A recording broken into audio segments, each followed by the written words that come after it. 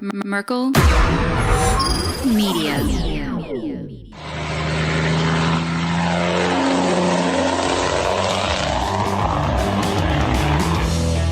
He put it in park, threw open the driver's door, ran out the side of the car, across the front of it, and jumped right off the side of the bridge in front of me. The only people that really pulled over were truckers.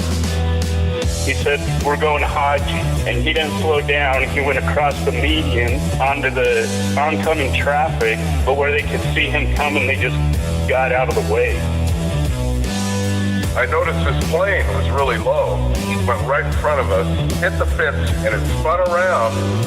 30 seconds more, he could have hit us. But I went around that truck, and a guy stepped out from behind the truck and threw a piece of wood, and it shot through my window just like a spear and stuck in the back of the cab of my truck. That's probably one of the stranger things I've seen. Welcome to Hammerlane Legends. I am Brian Merkel. I'm Brian Shipper. If you have a crazy and wild story you would like to share with us from the road, if you'd like to have a conversation with us about your experiences on the road as a driver of any kind of thing, whatever you drive, we'd like to talk to you about what it is that you do. You can contact us at hllpodcast@protonmail.com. That's hllpodcast@protonmail.com, or go to the hammerlanelegends.com webpage, hit the contact section, get a hold of us that way. Either way works for us. Just get a hold of us. Chipper, how about the voicemail line? The voicemail line, short stories, 5-10 minutes at the most. You can reach that at 515-585-MERK. That's 515-585-6375.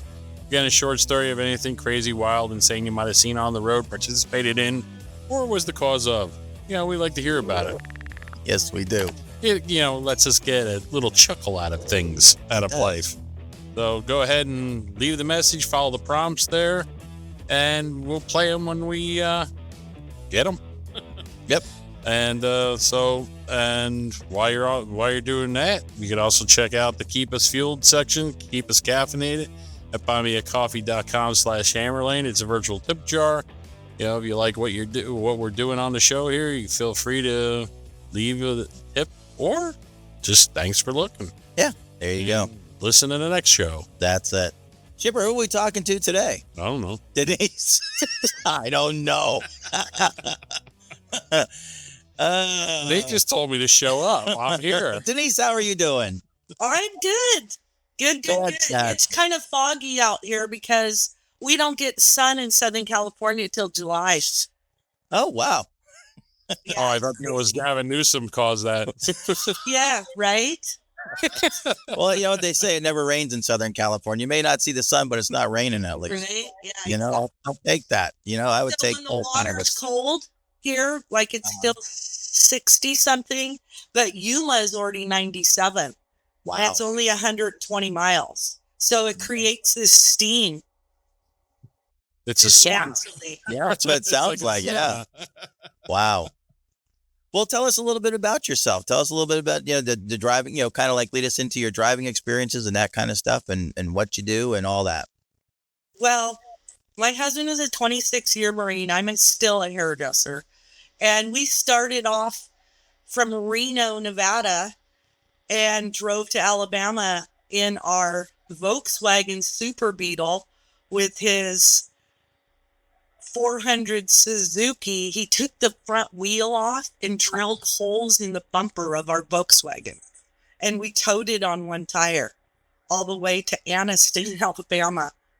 Wow. And you know what? Back then, the only people on the road, seriously, there's a few tourists, but not like now, but truckers and bikers. And those bikers would go by us and see that setup with that dirt bike.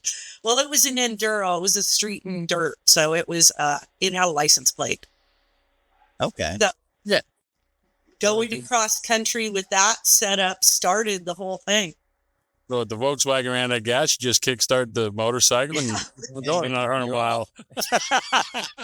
Exactly. Well, that's interesting. Holy cow. So how long did it take him to modify that? That was a private. I think he just got a drill out of the garage and drilled 2 holes big enough for those forks to go in. Okay. Well, it was an easy enough modification. Yeah, it was. But I remember coming back. We're on, it's called Pikes Peak in Colorado. Right. And you're climbing. And that Volkswagen doesn't go very fast. And here comes the outlaw biker. You know, there's always about 20 of them. Right. And they just looked at us. And then we get to Salt Lake City. And for whatever reason, the motels were all full on the good side of town. And we had to go to the other side of town where those motels are. Gotcha. With the clothespins on the curtains. Right. The And No-Tel we motel. pull in and we get a room. And there was clothespins on the curtains. And then we hear all the rumbling of those bikers. And they had pulled into the same motel. It was like, oh, God. Yeah. But there's nothing in between cities out here.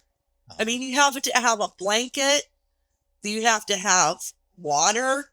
If you're going into the mountains, you need like Polish sausage and a dozen eggs. Right.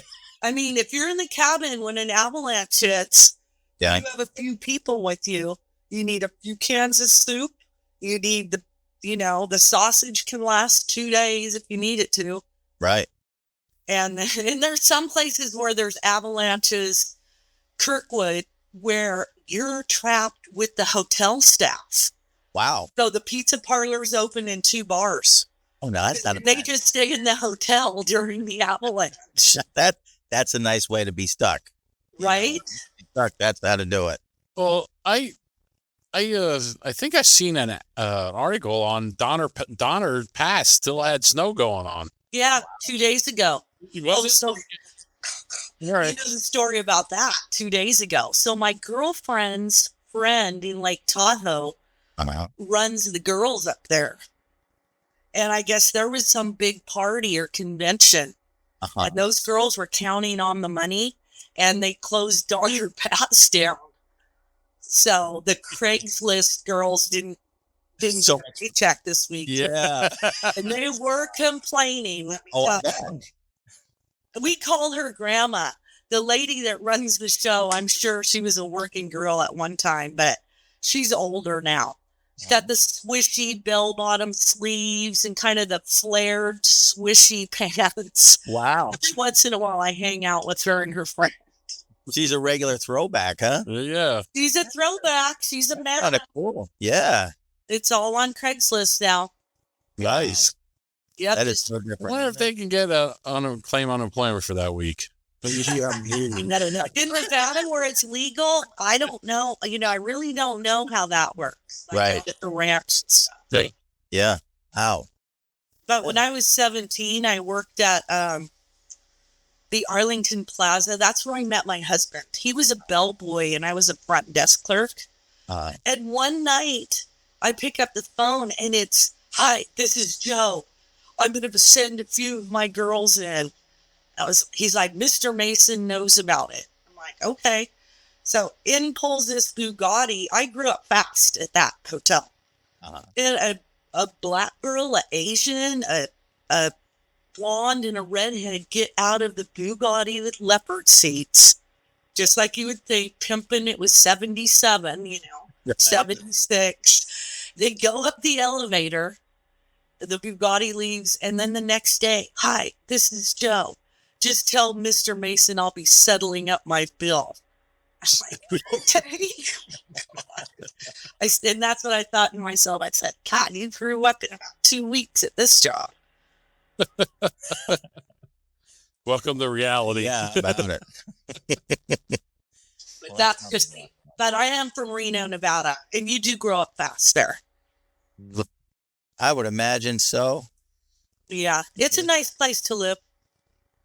I was going to say, I thought you was going to say it's a nice place to visit. Well, once we hit San Diego and I saw these beaches and stuff down here, I knew I could just drive back to Reno and visit. That's why I have all those stories of the snow and stuff. Yeah. Because you drive from San Diego to Reno, it's 500 miles. Right. Part of it, there is nothing. And there is no cell service out there on 395. No kidding. Even now. Well, on some spots, 20, 30 miles from town there is. Yeah. But there's cold spots out there. It's so weird to think about that in 2024, that there's places where you can't get cell service, That's why I think the truckers still have CB radios. Yeah. Yeah, for sure. Most definitely. But do they use them? Not all the time. Do they even have them turned on all the Right. time? Yeah, that's Yeah, unless there's traffic stopped, they're not. that all of a sudden, Yeah. when they see the brake lights come on, it's all of a sudden everybody turns on the radio and says, "What's happening up there?" You know, which There is was a little trucker club, remember the little Datsun trucks? yeah, Well, there was a Reno trucker club, and they would go to Carson City, and everybody had CBs. And used to get invited with this one guy to go, and we had fun back then. yeah. It was a different lifestyle, wasn't it? Well, and we found all kinds of stuff to do. Yep. Yeah, Now nobody looks for anything to do; they just look on their phone. exactly. I know. I do listen to the podcasts, though. For sure. And I hit on yours, and I just thought, man, there is a lot of stuff that goes out on the road. There is. It's crazy. It is. It's just there's always something happening. There's always almost every night. It's a new show every night. It is. It literally. You see enough stuff to do a show. The Harley trip from hell. Yeah. We're also bikers. We've been to Sturgis since. So 2 summers ago, it was this record-breaking heat wave. Uh-huh. And TJ's brother makes the reservations. Believe me, I will never go the first week of September anywhere. Gotcha. Harley on a bike. So we go to Reno, we trailer it to Reno, we start from Reno, and there's back roads that go through the old gold country, Uh-huh. through to the beach up there, which is called Fort Bragg. And so it was pretty cool through the mountains, twisties and stuff. And then you pop out in some part of California where there's a lot of nut trees. It's called Yuba City. There's only one river for miles. So it was hot. It was getting hotter and hotter. The back of the bike, I swear it was 130 degrees for me back there on that bike. Wow. And I thought I was going to throw up in the helmet. I was getting sick. So I beat on his back. We have those little CB radios that, whatever. There was this straggly little tree on the side of the road. I'm like, pull over now. And my sister-in-law, she rides her own bike. She rides an Indian by herself. Wow. Then why Mark picks the hottest week of the year and has us going 250 miles in the middle of California? That's nothing out here, You go for 100 miles to get to the next gas station. So there's this straggly tree, and there's like a gate, because people live out there, and it's not like a gated community. They just have gates across the roads. Okay. I'm sure you guys do too. Yep. Or they don't walk people on the property. Yeah. So the straggly trees right there, I just whip off the helmet. Oh my God, I can't take this anymore. My sister-in-law is like, oh, I thought I was going to pass out. I'm so glad we pulled over. And That was heating. the guy that lived on that property turns the corner, immediately sees we're in trouble, opens the gate, gets the hose out. I put the hose straight on my head. He gets us water. He had just come from the hospital. His wife, there was a rolling brownout the night before, and their emergency gen went off in their house, and his wife was almost dead from carbon monoxide poisoning. Wow. So running a backup generator has its drawbacks. I knew I was you were in trouble the minute I saw you, and Yeah. we had to stay there about 45 minutes to an hour. He had to cancel this $400 hotel reservation. I'm like, Mark, I'm not going to Willits. I'm not going another 150 miles. Right. We're in Yuba City. It's 18 miles from here. And I'm going to lose my money. He's like, you can go wherever you want. His wife's like, I'm going to 18 more miles. And Yeah. Just drop me off in Yuba City and you can go wherever you want. Yes. Go frame me. Oh my word. The rest of the trip was fun. But the rest of the trip was fun until you come back down to that valley of nuts. I don't know what they do down there. They grow nuts, and there's one Right. river. And I started saying the rosary. I am hot. And I thought, we'll get to Yuba City, you know, because we're coming back.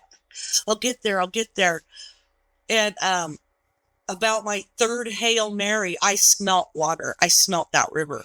And we started coming down into that cooler river basin. It was just like, oh my God, I am never going to let him make reservations. Never making the trip again. He foiled us in Yosemite the 2 summers before that with all these fires. And he has us going through Sutter's Mill, and there are all these burning trees on the side of the road. So, you know, the pavement is so hot that it's so hot on that bike. Well, yeah, it's like, you know, you're surrounded by it. It's just underneath you. It's everywhere. You almost want to take winter vacations. It does. God. Like, when we stayed 2 days, like in Mariposa, there was a couple of little, like, it's a mining road.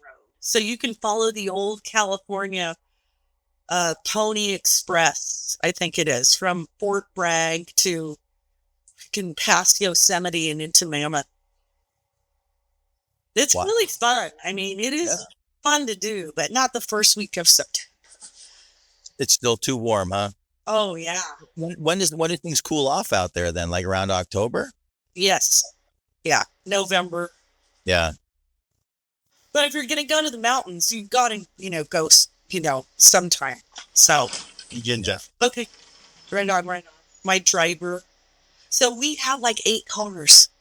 Wow. A boat, a side-by-side, the quads, the dirt bike, the Harley. There's nothing with gas we haven't met that we can like. Well, that should really suck for you out there in California. You know, Yeah, you know, we have that diesel truck with 4 doors, the big one. The big one, yeah. It says Silverado or something, I think. And then we have a Suburban, so everybody can go together. And that has like a Hemi head. And then my personal car is 3 of them. I have a black 82 Porsche that I've had for a long time. And I have a white 2006 Cayman Porsche. And I have a black, like, Jeep. They're all stick shifts. So just like the top's down on my Jeep right now, so I can go down to the beach and drive up and down like Coast Highway and like just have fun. Right. right. Wow. That's awesome. It's fun. And then Johnny has we inherited a BMW, like it's a station wagon with the turbo, and we picked it up in Cleveland and drove it all the way here, and that thing hugs the road. Yeah. That thing is cool to drive. It's like a wagon, like it would hit a grandfather left it to us. Nice. And then Johnny has a Ford Ranger because he's an electrician, and his wife has a Toyota RAV4. So we have a lot of cars. It sounds like you got a lot of your own. You know, a whole parking lot. Yeah. Oh, wow. A lot of cars. And we drive them all. There's no sense having them if you're not going to drive them. Right. Not like my Ford Ranger. Not like your Ford Ranger, yeah. That's a just-in-case vehicle.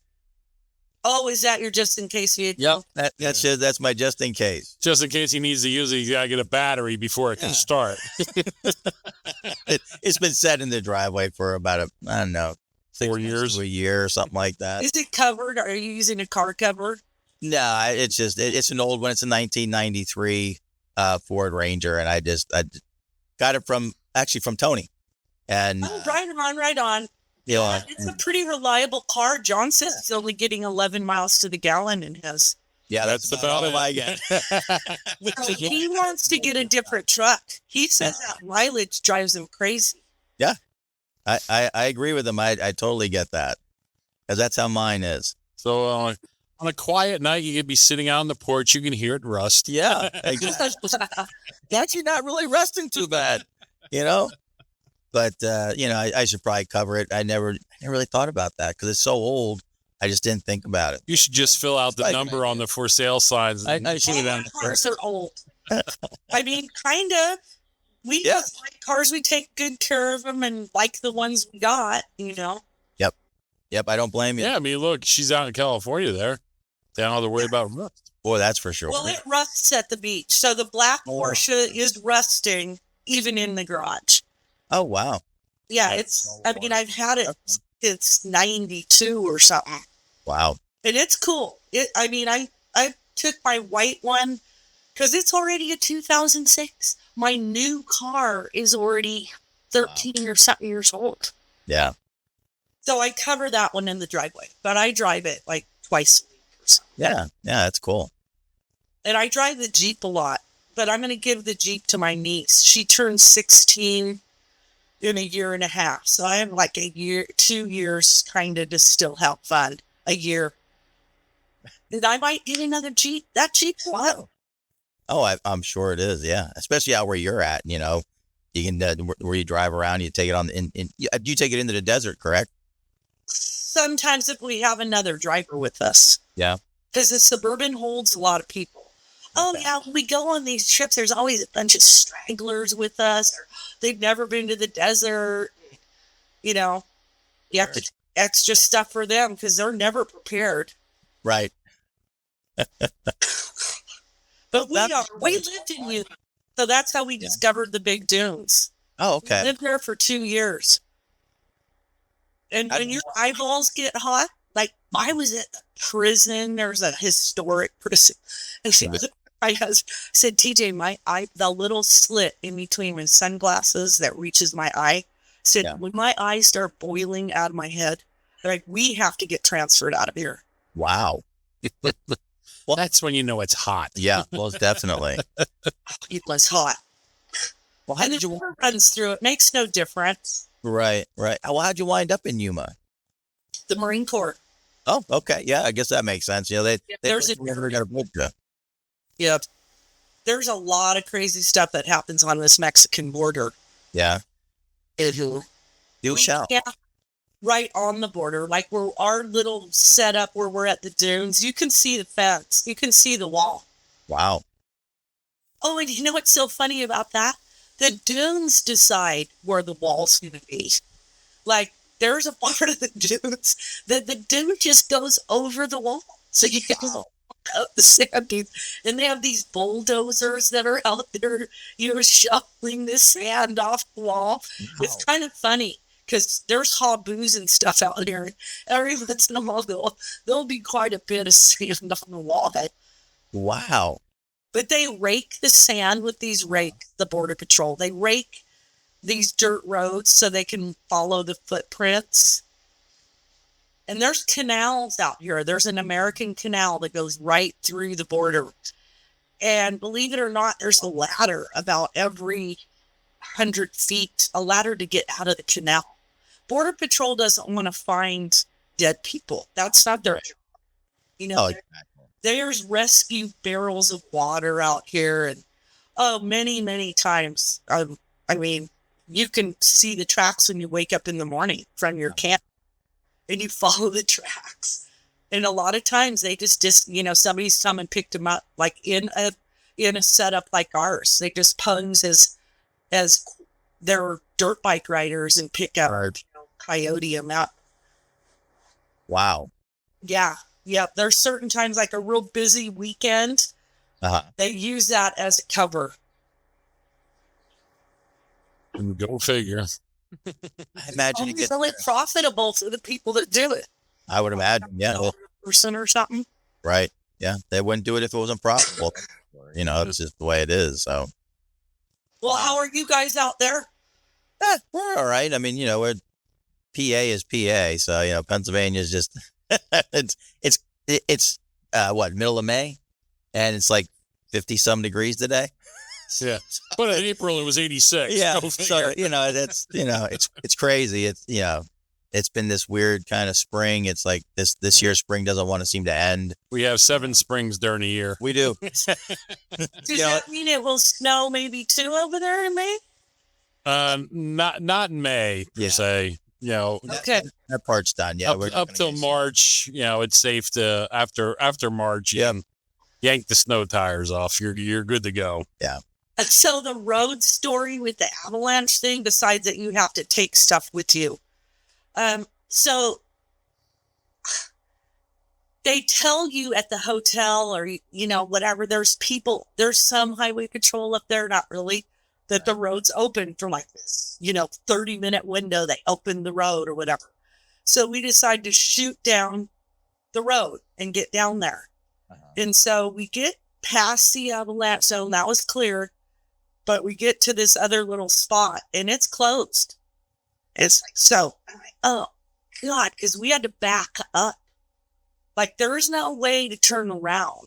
Nobody had cleared like a path, So they did put it in reverse. We're backing back up the road when this giant caterpillar, the big ones with the giant chains on them, the ones that cut snow, is coming down the other way. Yes. Yep. Wow. It's like, oh my God. So TJ kind of maneuvers it and we end up in the snowbank because we're trying to get over a little bit because there's no room. It's like, we got to make some room. Like this is an impasse unless he backs up all the way now back up to mountain.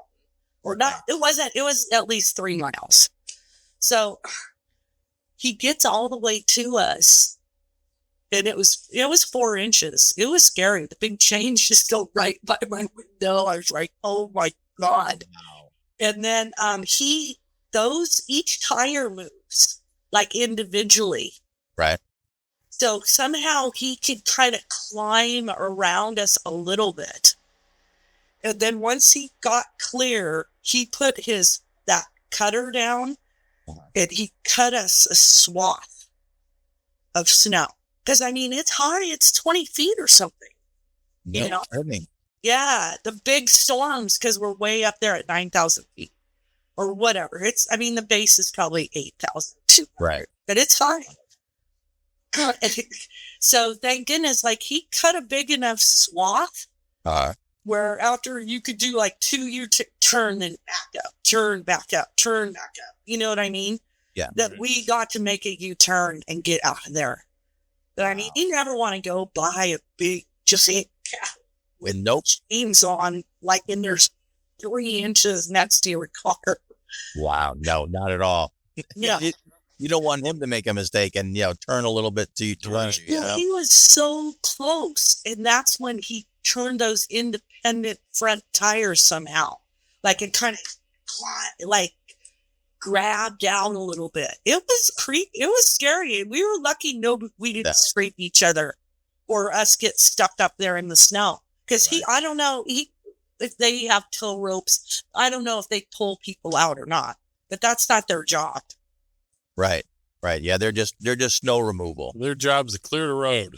And that's it. Wow. So yeah, our cats up here, some of them are big. Because when it snows that big, that you have to have those big ones. Right. That's amazing. I always wondered what it's like to drive in, on a road when you've got, 20-foot high snow on each side, when you're cutting the path through like that. It just kind of, it looks crazy. I don't It's know like a very big hallway. It does. Yeah. Like a hallway for your car. Yes. Yeah, exactly. And you're just happy to get down. I bet. Oh. But if it's a whiteout or something, you shouldn't go at night. That's for sure. During the day, you're going to have a chance. You can kind of see during the day, but at night, you should just, I don't know. We've rescued people like at Bryce Canyon in the rest stop. See, all out here, it's miles between places. So they came from Arizona and had water in the radiator, I guess. They pulled into the rest stop and it froze. Wow. Yeah. And so they were freezing in their car. And for whatever reason, we got up early that morning and started, it was another road trip somewhere. Right. And you can tell when people were in trouble, Yeah. Their hood's up. They looked young. Their plates are from Arizona. TJ, I think, even said, oh, their radiator froze. They probably don't have antifreeze in there. And sure enough, Yeah. that's what happened. And I remember I had this Swiss Colony, like the cheese salami gift box from Christmas. Right. And I looked at the gift box and I just handed it to them because I knew they hadn't eaten. They told us they got, they crashed out at like 7 or something. Wow. Like, oh, here, I've got some salami and crackers for you guys. You want them? Yes, please. Because they had to wait. There was hot water in that bathroom. Yeah. And so I think they started pouring I think TJ told him, you need to go get hot water and just start pouring it down your radiator. Right. Wow. In the first gas station, you better get antifreeze. Right. So I don't know. I never even thought about that. Because you just, here, on the East Coast, we always just, there's always coolant, radiator coolant, regular antifreeze. And, I don't know anybody who runs just water. Does anybody just run water? Because the wintertime is what it is here. Right. Right. We have, a warmer world like they do in Arizona or something like that. So, yeah. The sun came out. This is glorious. Woohoo! Must be warm in the desert, or at least that's part of my house. I have a little guest house in the back. Very nice. Yeah. But it's still, for California standards, it's 2,000 square feet. It's not that big. But we have a lot of outside space. Like I have a whole living room outside, basically. Right. That's awesome. I'm just thinking 2,000 square feet. That's a pretty good sized home around here. But that, I'm living in a town that's, the whole town is probably 2,000 square feet. So, it's only 1,300 people. So, it's small. Wow, that's cool. Yeah, it's a very small little town. I'm sure there's a general store. Oh, yeah. We're not, we're not like rural or anything. Like we're only like 15, 20 minutes from, one of the bigger cities, Reading, Pennsylvania. It's just like 15 minutes down the road. So we will talk to this small little road. I think I've been through your town at one time. Yeah. Yeah, I do. Quaint little town. Yeah, it's kind of nice. It's a little. Well, like you work the graveyard shift. Yeah. Both Shipper and myself, we both work nighttime. Yep. So how does that work? Fine. Driving at night's not bad. No, it's a lot better than driving during the daytime. Right? Yeah, I just don't have the patience anymore for people. Just for drivers. You know what I mean? Like it's a whole different. There's so much more traffic, so much more people out on the roads during the daytime that you just get used to being a nighttime driver. I've been doing it for 24 years, where I'm at now at Pitt, Ohio. So.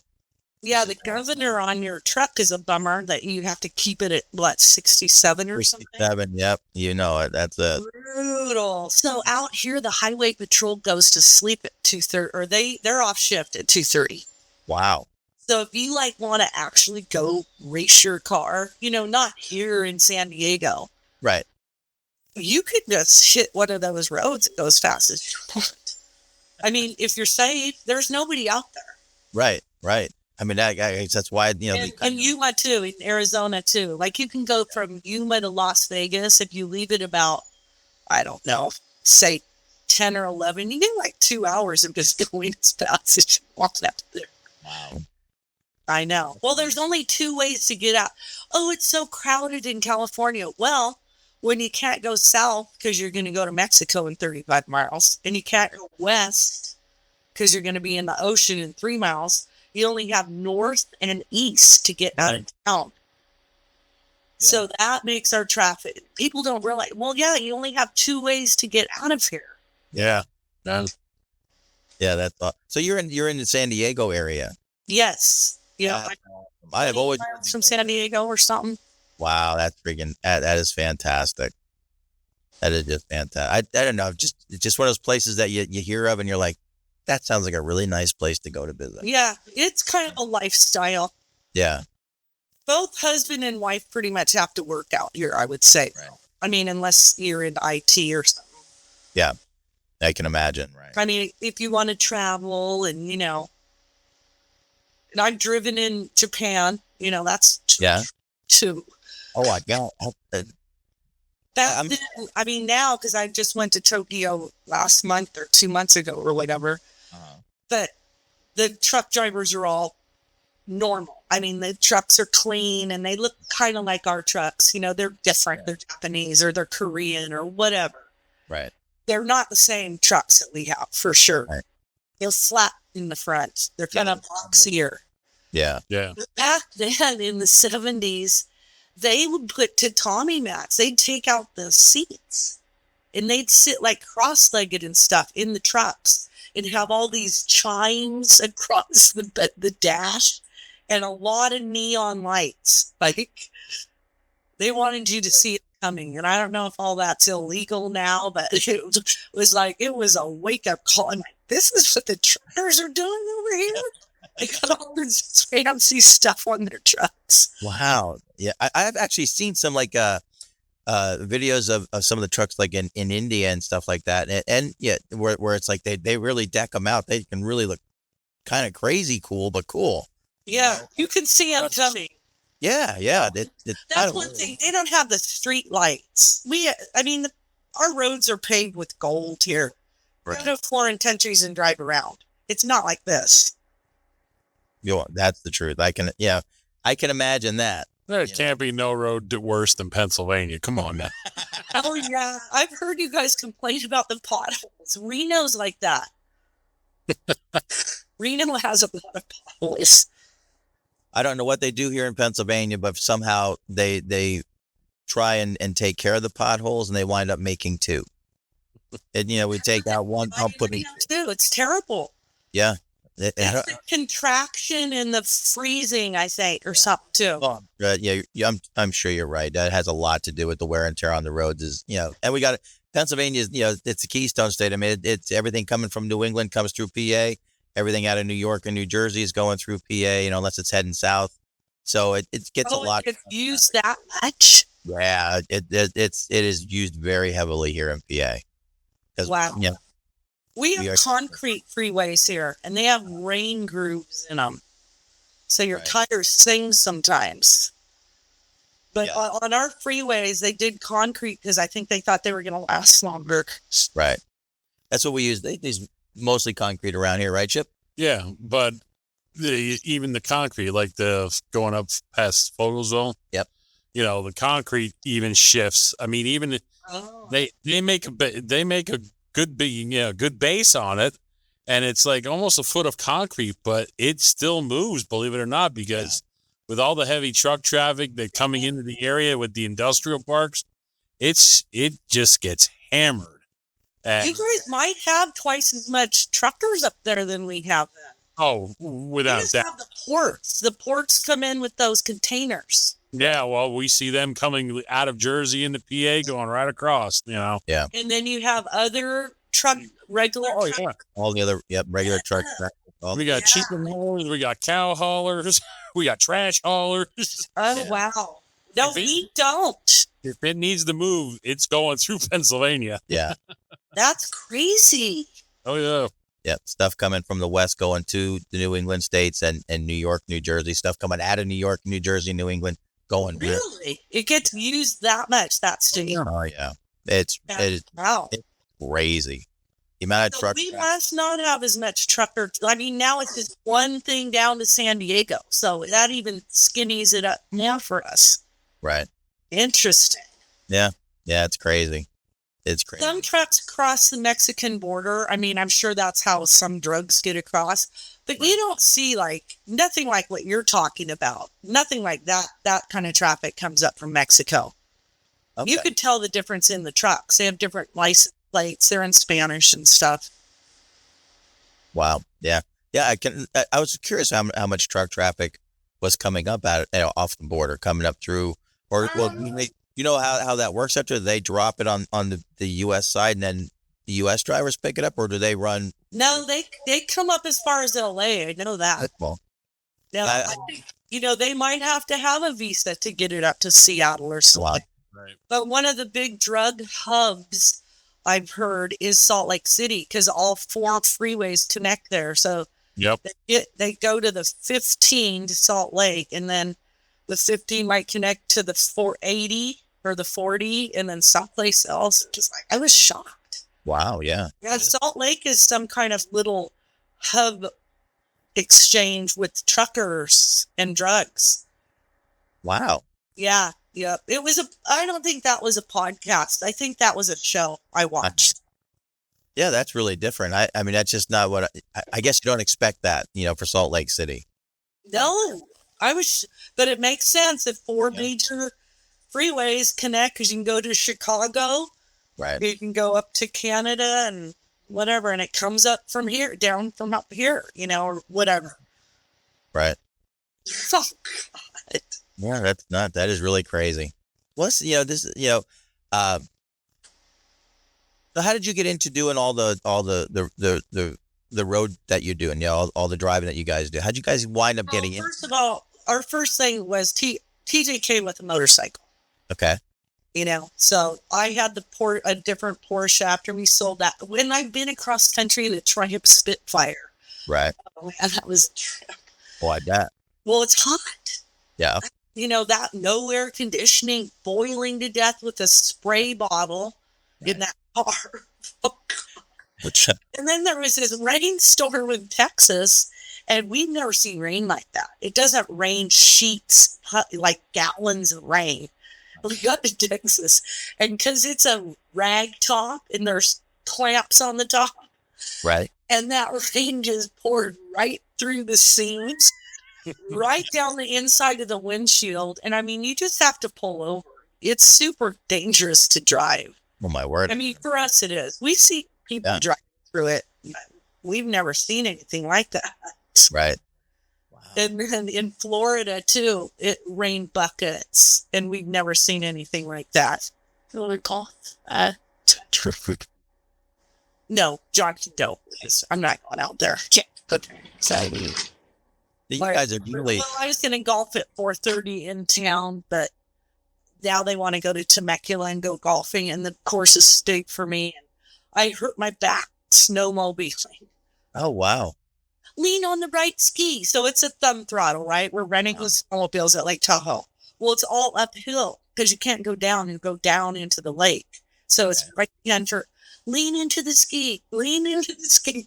Freaking thumb throttling, leaning on that ski. I get home and trying to go to the chiropractor. I'm still, my 2 fingers are numb from that trip. Wow. And how long ago was that trip? That was, oh God, when we got that new snow. Not snow, but it's almost a month ago. Wow. Yeah, I went golfing after that. I think I twisted my whole back. And then we went to Mexico. The driving there is interesting. God. I can imagine. We went to this little town. It was like the Coachella of weddings, because I went with the young guys, and they're 30. They had a 6-day wedding party. Wow. This dead by the time. But we rented a side-by-side there, and you just drive through the town. You can drink. You can do whatever you want down in this one town. Wow. You can drive your side-by-sides around, eat your tacos, go party at night, come home, do whatever you want. It was pretty wild. Yeah, that sounds nice, though, too. It kind of sounds like it can be a relaxing time. Yeah, so we stay at this really nice hotel, because you need to be in a gated community still at night.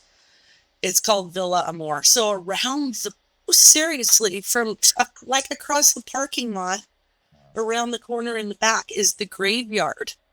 Dia de los Muertos. It's painted like that. It has a big arch.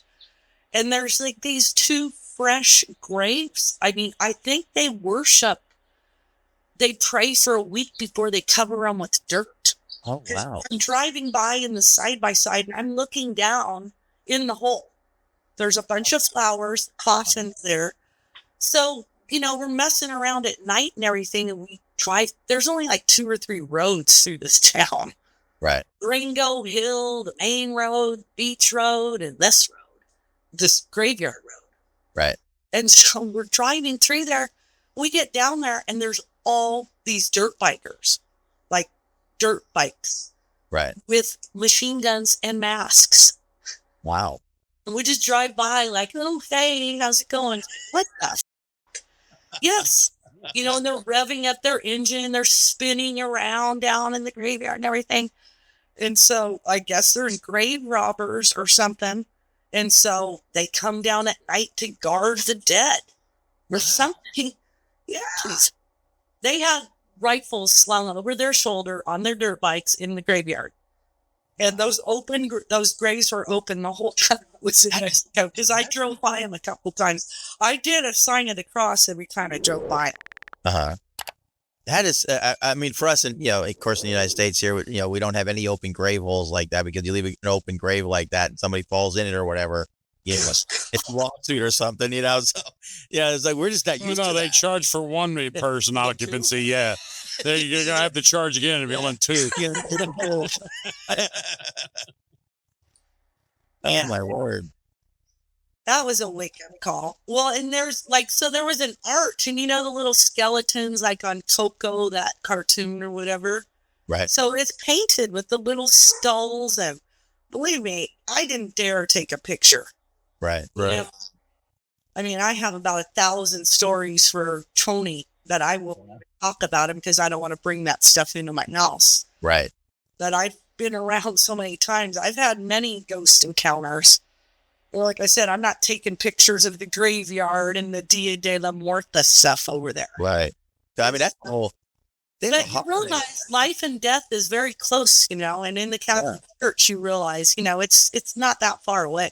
Right. But it's like, oh my God, really? These guys are on dirt bikes with masks and guns? Like, you think they're the cartel? So the cartel down there runs the pharmacies in this little town and the beach umbrellas, like the Hustle. Right. Sometimes I don't even want to know this stuff. So when you go into the pharmacy, who knows if it's even the real aspirin? I mean, I don't know. Right. And I bought some Advil there and it didn't work. Wow. Well, it was the right Not color. Advil, it's Adv. Wow. How about the groom and them getting, they had IVs planned because if you drink too much, you can have some nurse come over to your house and give you an IV so you're ready the next day to party again. Nope. You've heard of that though, right? No. That's what they do in Vegas. I've never been to Vegas. Wow. Oh my! I had no idea. I literally didn't. That's crazy. Did you know that shit? No. Remember, and this is Vegas. this has been going on. I would say it's only like 2 years old, but yeah, it started about 2 years ago. You can on Craigslist. Who knows where the numbers are? You Right. call them up and they come over. I guess. I mean, somebody's got to have the phone number somewhere. I mean, it's got to be readily available to you. Yeah, there's one guy walking around Vegas. I know a guy. Yeah. So they order the nurse to come in because I wasn't going to get the IV. My son wasn't. We'll take the hangover, But Right. this group that wanted to do the IVs, get the nurse to come over and says, I guess, there's a tourniquet in the freaking needle, and then he pulled the needle, or she pulled the needle out, and it was dripping with blood. And I don't know, my friend just thought he was going to get hepatitis. The groom just passed out cold. They thought he had died or was having a heart attack. Wow. He was passed out stone cold, turned white and blue. One of the other guys that was there for the injection, just pulled the needle out of his arm immediately. Wow. What are you going to do? Because he hadn't woken up yet. I mean, the way he said it, it scared him to death that his friend was dead. Wow. And then like I said, he pulls that needle out, it's dripping blood on the floor. I just thought, really, you guys? Why don't you just go home at 2:00? Is this all? God.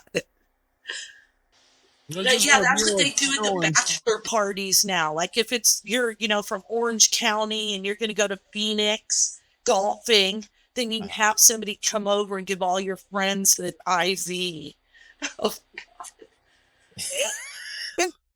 How do you find that job? You know what I mean? Like that's the one of those jobs Well, you're and like, then you just say you're a nurse. Who knows who these people are that are coming over? right? Something up online or something. I don't know.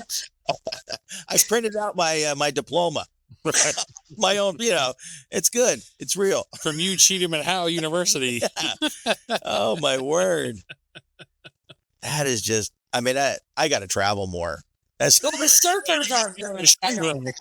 The surfers just jump in the water and go hit like a 10-foot wave. I don't think they're getting the IVs.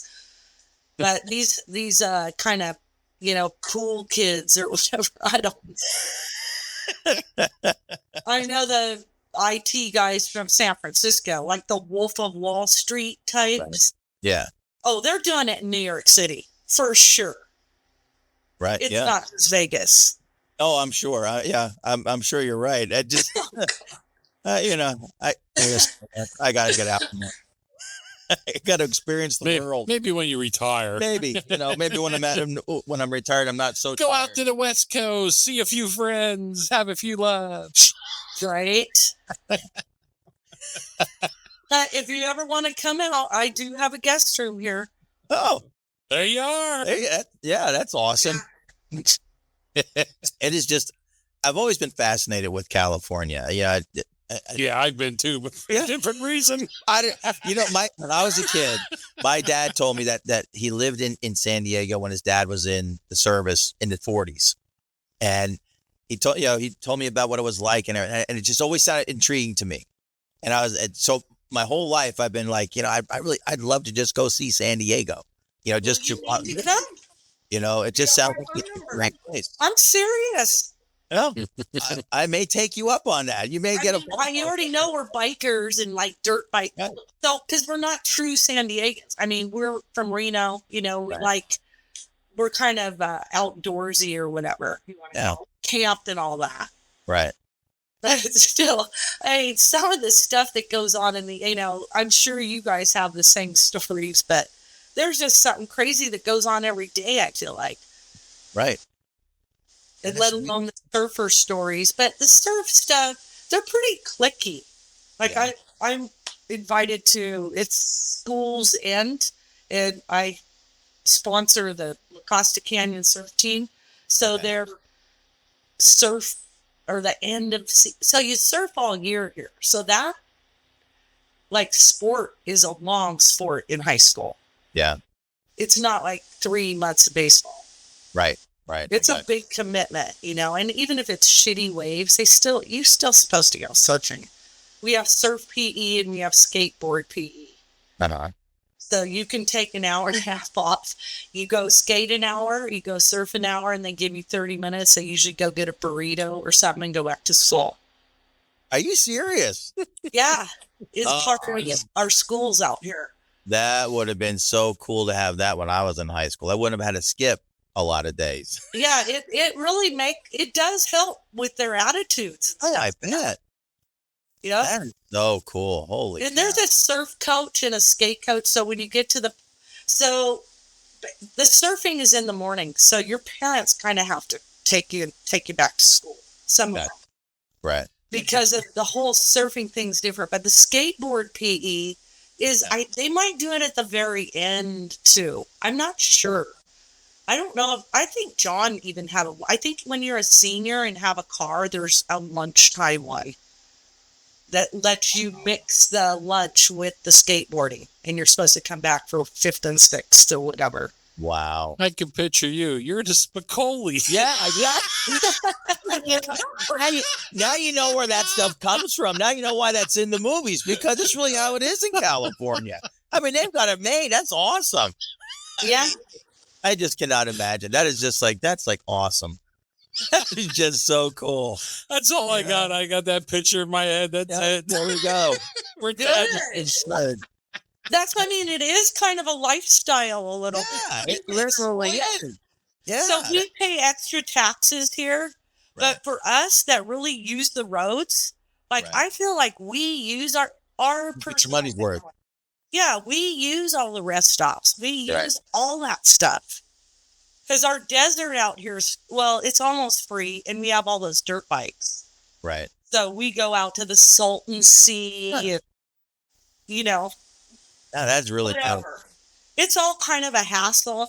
We have a littler trailer, and my husband would almost rather prefer to just jump in the Suburban, take two vehicles, and have a picnic. Right. Because, loading up that big trailer and stuff is just like a truck. Yeah. Yeah. Oh my word. Yeah.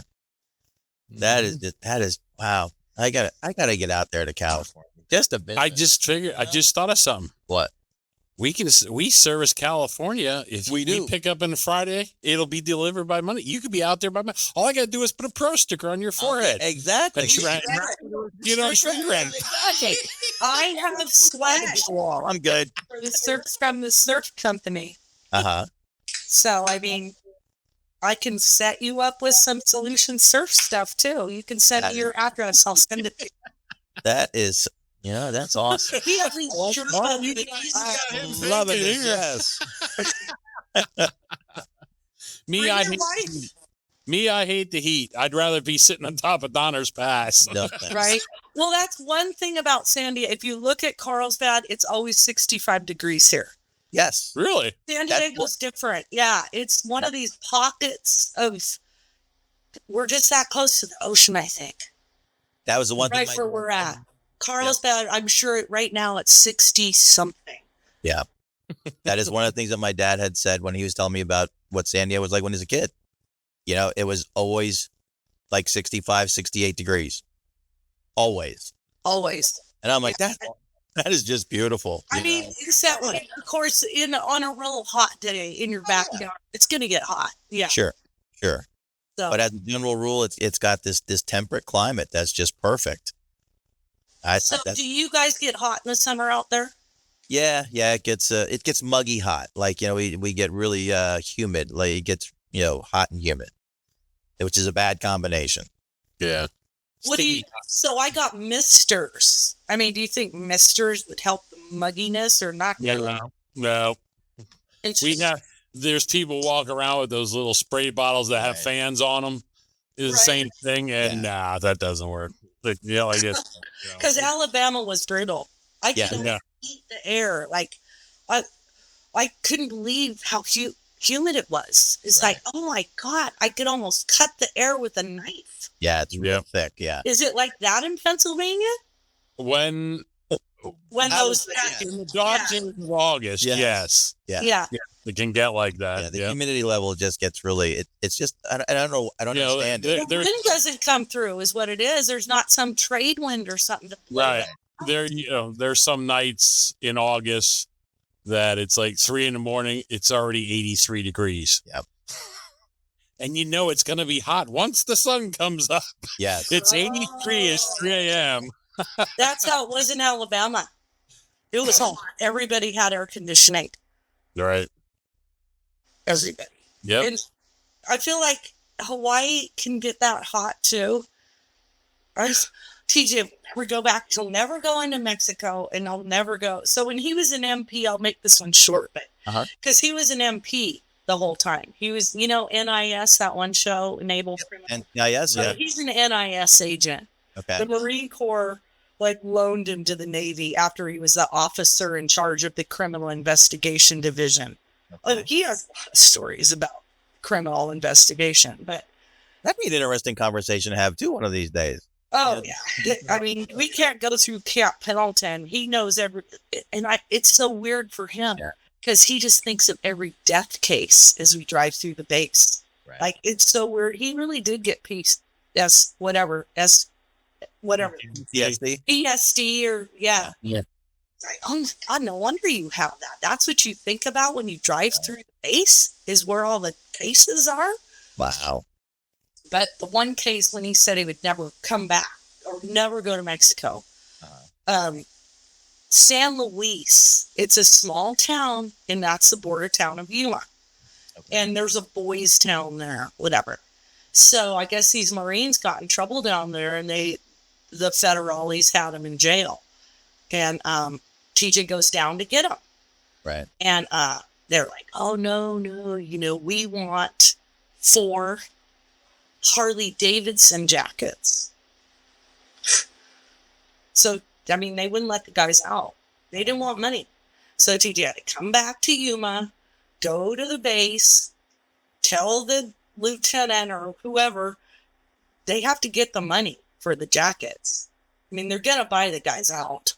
Right. So then they had to, go to whoever, the general even maybe, get the check, go to the bank, or whatever they had to do. It was a pain in the ass. Right. So then he went down to Mexico and got those Marines out with those 4 jackets. And he said, that's it. I'll never go to Mexico again. Wow. That is different. Holy cow.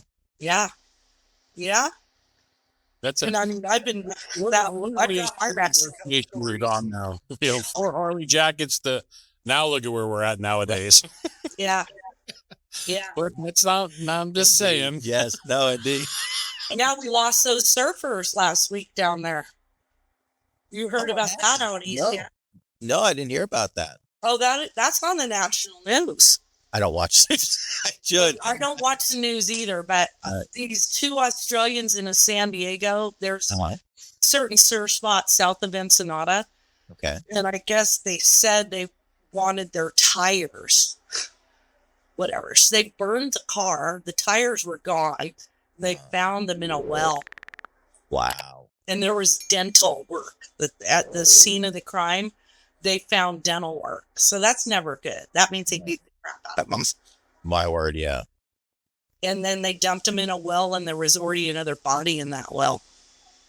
But they caught a lady with the cell phone who dined the guys out. Oh, so no. They're in custody. Wow. The Mexicans that did it. But it's brutal. Yes, it is. Yes, Right. it is. Wow. Oh, I fought my way out of Mexico more than one time. No kidding. Oh, my God. So just this, because we drive across. So we take the Silverado. We have a 250 dirt bike that has a license plate on it, street and dirt, enduro. Okay. So Johnny and we golf down there, Bahamora, and you can eat lobster. So we go down there and we end up Googling, and we didn't hit the freeway. We ended up going through Tijuana. It's pretty sketchy. And all of a sudden, we're getting pulled over. It's COVID. We have our masks on. Right. And, there's open containers in the car and stuff. And, oh, shit. I start crying. That didn't work. It's like, your mom doesn't have her seatbelt on. Like, we didn't want him looking at us. Believe me. And he didn't want it because he wants to extort money, So it's like, oh, shit. So Johnny jumps out of the car, and everybody was wearing masks, thank goodness, because Johnny probably smelled like he was drinking. And we had a surfboard sticking out of the back of that truck. And so, finally we settled on $180. And then you don't just pay him straight out. Like, you walk around to the back of the truck, and you put the money under the surfboard, and then he rechecks the surfboards and takes the money. Wow. And then drunk on a different trip, we all were going to meet at this bar, and there's these border checks. Through Mexico, there's federally checks all the way through it. So it's one of the old, like, Datsun pickup trucks again. It's an American that lives down there. And he said he'd come pick us up. So there's 4 people in the front seat. We're all drunk. It's 12 o'clock at night. We're just, So we get to the fella at the federal. He's like, oh, you guys, no, we're writing you a ticket. You have 4 people in the front seat. We're like, no. And he's like, so we had $12. Like, we were just expecting to go to this bar, like, up the road. Right. And so he's like, no, this isn't enough money. I was like, oh, shit. And I remembered I put 220s in my bra to take to the bar. Oh, shit. And then it just dawned on me, I had those 220s. I whipped the 220s out. This waves us through. And got our friend, we got to the bar with no money. Right. But at least you got to the bar. You got the whole crew. Wow. Oh, my word. I might be done with Mexico. I'm telling you, this last trip at the graveyard, and then these surfers got, murdered. Right. Wow. I don't know. It is dangerous down there. Yeah, sounds like it. It really does. And they're slowly pushing over into our country. They are. Oh, yeah, that's really a good idea, isn't it? Yeah. Whose smart idea was that? Which we all agree on the air. Yeah. You want me to answer that?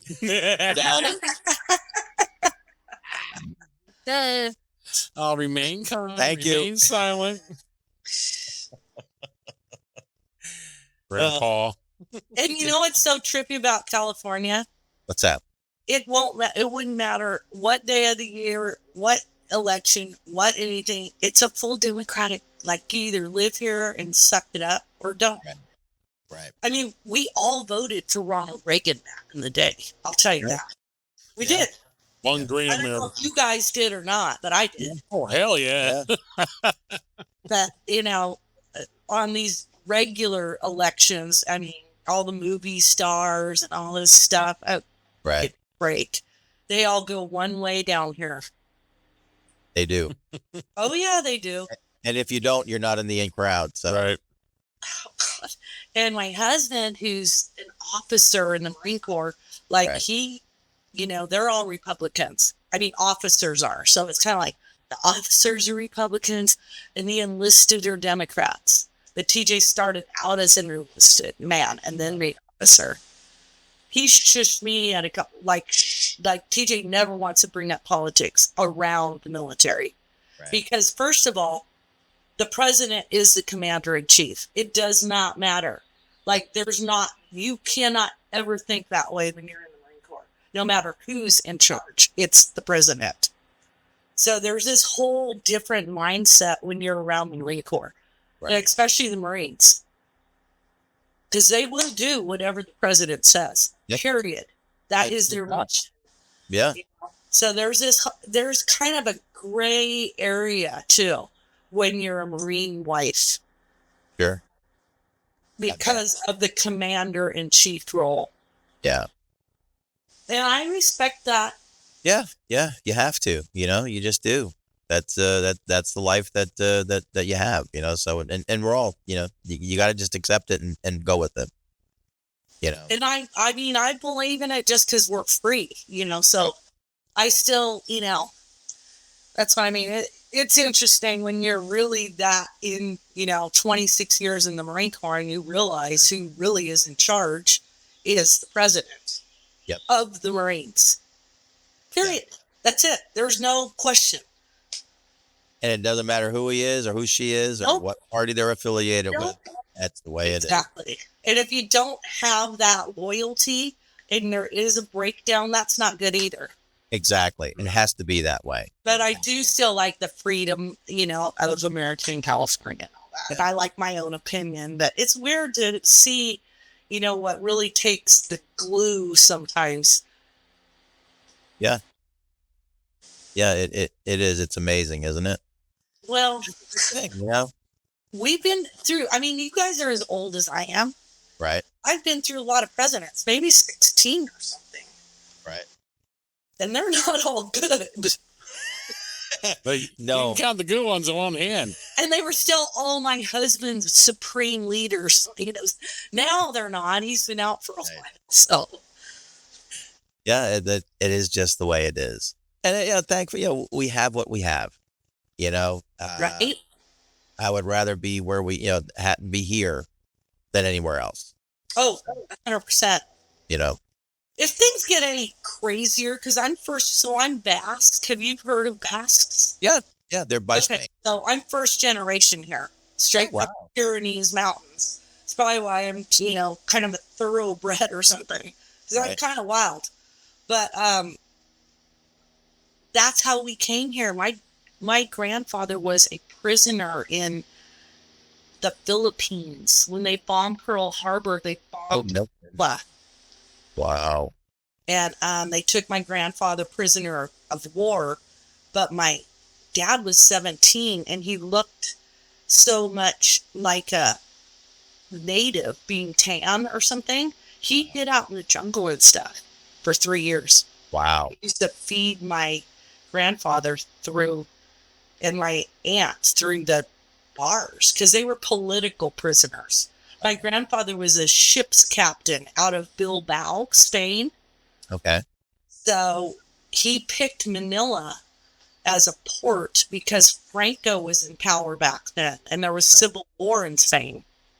Right. So they wanted to be Americans. So if his kids, if he had a ship in the Philippines and his kids were going to be American citizens. Right. So long story short, MacArthur returns. Yep. And they made it to the other side. They made it to the American side. That's awesome. And they got on a troop ship to San Francisco. And so that's how there were a lot of Basques that came to San Francisco. And then they went from San Francisco to Reno. And if you've ever been to the Pyrenees, which I have been, it looks a lot like Spain looks like California. Oh, It's no. interesting. Yeah, you can see how the continents split, kind of. Right. And Lake Tahoe looks like the Basque country, kind of. Wow. Yeah. That is really cool. So then my uncle had Louis' Basque Corner, the restaurant. I was a Basque dancer to make my parents proud. Right. And, I didn't even want to be Basque. Really? No, but now after, like this political stuff, like I could live in Spain maybe. Yeah. I think it's a fascinating, a fascinating culture. The whole Basque culture and everything is really kind of neat. It's something that Not when it's shoved down your throat. I guess it's like living here in Pennsylvania and you get the Pennsylvania Dutch attitude. Oh, I guess, yeah, like, right. So I get that. But it's still, I think it's a fascinating culture. It's just it's nothing. It's not something that you hear about all the time. You don't hear about, the Basque people or the country or anything like that. It's just not one of those things that we talk about. Right. Yeah, my other grandfather was a sheep herder in Reno. So he herded sheep. Uh-huh. And so you can imagine, what blood candy, tripes, weird soup. It was like, oh my God. I was traumatized as a kid. Yeah, you don't want to be a sheep herder's granddaughter. I was to say, take a trip to Pennsylvania Dutch country, and I can show you. It's like that there too. Oh, yeah, they got pickled tripe. They've got something called chow chow, and they've got something called. It's just the sauce is like this jellied meat with all the extra parts that are left over, and it's made into like a when you get a canned ham, it's got that jelly on the outside. Well, that's what It's called blood candy for blood candy. I'm like, I'm not having any blood candy. We have blood pudding and blood sausage. Yes. Oh no, it's salami. I'm like, Grandma, I know this isn't salami. And tongue, lengua. I'm like, this isn't ham. I'm not eating it. No, I don't want. Yes, my mom and dad used to eat all those things, and I was just like, I was grossed out by it. I'm like, nope, I'm good. You guys eat what you want, but I'm going to McDonald's. I'll see you later. Oh my word! It's just memory lane. I have very nice grandparents though, and my mom was a cheerleader for UNR. So I was just slated to go to UNR, and I ended up being a dropout because I met TJ. Like, I'm not going to college. I'm out of here. Right. I'm getting in my Volkswagen and leaving Reno. Right. Then the Basques and all this stuff. And Basque. That is funny. Well, Denise, the fraternities scared me to death back then. Oh, really? Because our culture drinks and everything. And right. I get to college, and oh my God. My cousin was in like an ATO, like an animal house. Okay. And I was it's cowboys and keggers. And I met TJ. He had a dirt bike. It was pretty fun. He didn't drink. And I was like, you know what? There is more to life than cowboys and keggers. I'm getting out of here. That sounds like a country song. There's more to life than cowboys and keggers. Cowboy, keggers, grandma, jail, and pickup truck. That's awesome. Oh, that is awesome. That is just awesome. Well, Denise, this has been a blast. We really appreciate you coming on and just talking with us and having a conversation. It was. I feel like I know you, kind of. That's what's so trippy. I think that's why it was easy for me. I'm glad. I am glad that it was easy and that you enjoyed. I hope you enjoyed it anyway. I mean, Guess what happened when I heard myself on the show? What? I was in Japan. So long story short, we have my daughter-in-law's parents have a ski chalet over there. Okay. Because I ski. And so I listened to podcasts at night, and like I was dreaming and I heard my own voice, and I woke myself up and I pulled that earplug out of my ear and I was still talking in the other ear. And it was when you had said, "Oh, we're going to have you back on the show."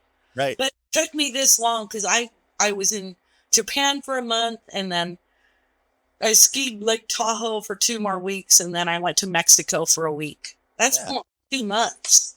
Right. And TJ doesn't go with me on some of this stuff. It's fine. We're fine, but no, he's not going to go to Tokyo and go party in Osaka. Well, it was fun.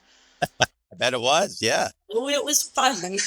Sounds like it's an interesting life you've got there. So that's awesome. I was honored that you came back on and talked with us, and we just had a nice conversation. I'm honored to hang out with you guys. Like I said, I almost feel like I know you. It is our pleasure, and we appreciate that. We really do. I mean, that just makes us feel good. So I really appreciate that a lot. I do. And as we sign out here, Shipper, we hope everybody enjoyed the show. And if they enjoyed the show, what can they do? They can share the show. Share it with everybody, anybody. Yes, sir. Friends, enemies, whatever. Just share the show. Yep. Because it's all about just getting the word out. Yep. And we'd like to thank your husband for his 26 years service in the Corps. Oh, Johnny, or I meant TJ. Oh, yeah, TJ. He is actually a pretty good talker. And he could tell you some stories, and I'm pretty sure it's not classified anymore. I don't know about these it's just weird. I don't know what they can talk about. Right. Well, if he ever wants to come on the show and just, he wants to talk, we'll just chop it up with whatever, But his side of traveling might be different than mine, because he's always worried. I can smell new tires because we have so many cars. Every once in a while, I'll walk into the driveway and I'll smell tires. It's like, oh, did you just throw us? Oh, I'm going to go throw a set of tires on. What, for $1,200? You throw a set of tires on something. Right, exactly. We're motorheads. I'll just leave. That's awesome. Yeah, it's very cool. Yeah. Well, thanks again, Denise, and you take care of yourself and have a great rest of your weekend.